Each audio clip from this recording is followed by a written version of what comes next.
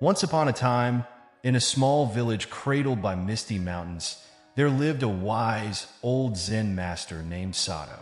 His home was a modest cottage surrounded by blossoming cherry trees, and it was here that people from far and wide would come, seeking answers to life's most troubling questions. The world outside the village was rapidly changing, with its ever-growing demands for success, wealth, and recognition. Yet, despite these pressures, Master Sato remained serene, a beacon of peace in a stormy sea. One day, a young merchant named Kaido arrived at Sato's door. He had journeyed many miles, carrying with him the weight of his burdensome life. Kaido was successful by all worldly measures. His business flourished, his wealth multiplied, and yet he felt an emptiness gnawing at his soul. The more he achieved, the more he craved, and the more elusive contentment became. Kaido bowed respectfully before the Zen master and spoke with a voice laced with frustration. "Master, I have heard of your wisdom, and I seek your guidance. Despite all my success, I am never satisfied. No matter how much I achieve, it is never enough. How can I find contentment in a world that constantly demands more?" Master Sato, with his usual calm demeanor, looked at Kaido and smiled gently. Without a word, he motioned for the young man to follow him. They walked together in silence until they reached a clear, flowing river nearby. The master knelt down and cupped some water in his hands, letting it trickle through his fingers back into the stream. "Tell me, Kaido," Sato said, his voice as serene as the river. "What do you see in this water?" Kaido stared at the water, confused by the simplicity of the question. "I see water, master," he replied. "It flows endlessly, never stopping, never staying in one place." Sato nodded thoughtfully. "Yes, the water flows without attachment, without desire. It does not cling to anything, nor does it resist its path. It simply moves, content with its journey. This is the nature of water, and it is also a lesson for us." "But master," Kaido protested, "I am not water. I have goals, desires, and responsibilities.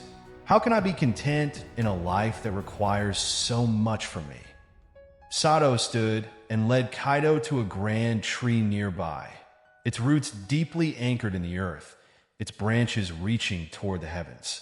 The tree was old and majestic, providing shelter to many creatures beneath its wide canopy.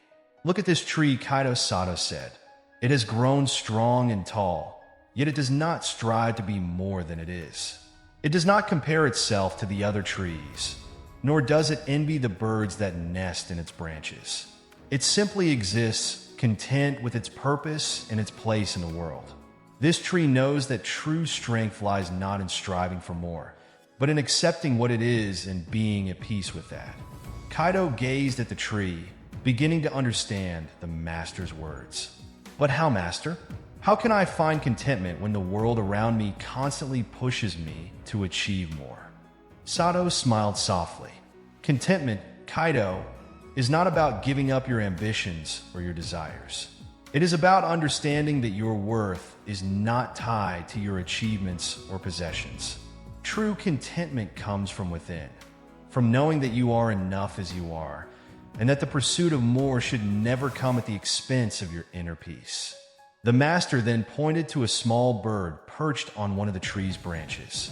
Its song filled the air with a sweet, simple melody. "Look at this bird, Kaido. It does not worry about tomorrow, nor does it lament over yesterday. It sings because it finds joy in the present moment. It is content with what it has, content in simply being." Kaido watched the bird, its song resonating within him, awakening a sense of peace he had long forgotten. He realized that in his relentless pursuit of success, he had lost sight of the simple pleasures of life. He had been so consumed by the demands of the world that he had forgotten how to live in the present. "But master," Kaido asked, "how do I find contentment in a world that never seems satisfied with what I am?" Sato placed a hand on Kaido's shoulder and looked into his eyes. "Contentment, Kaido, is not found in the world outside. It is found within you. The world may always demand more, but you have the power to choose how you respond.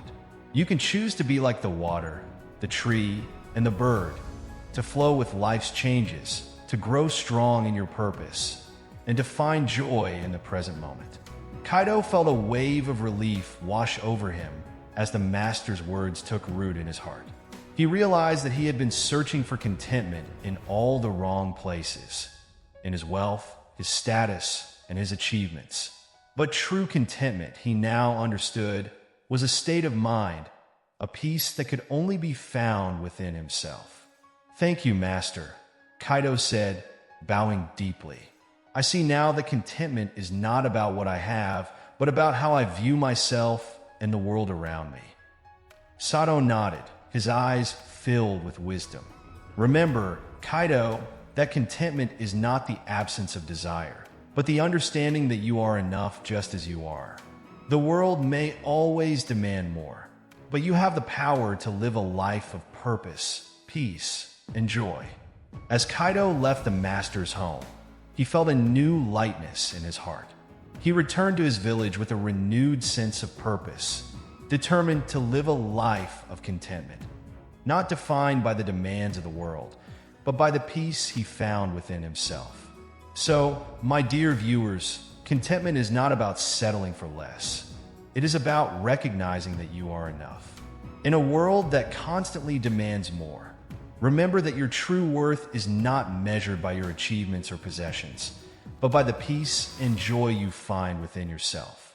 Embrace the present, trust in your journey, and know that you have the power to live a life of contentment, no matter what the world demands.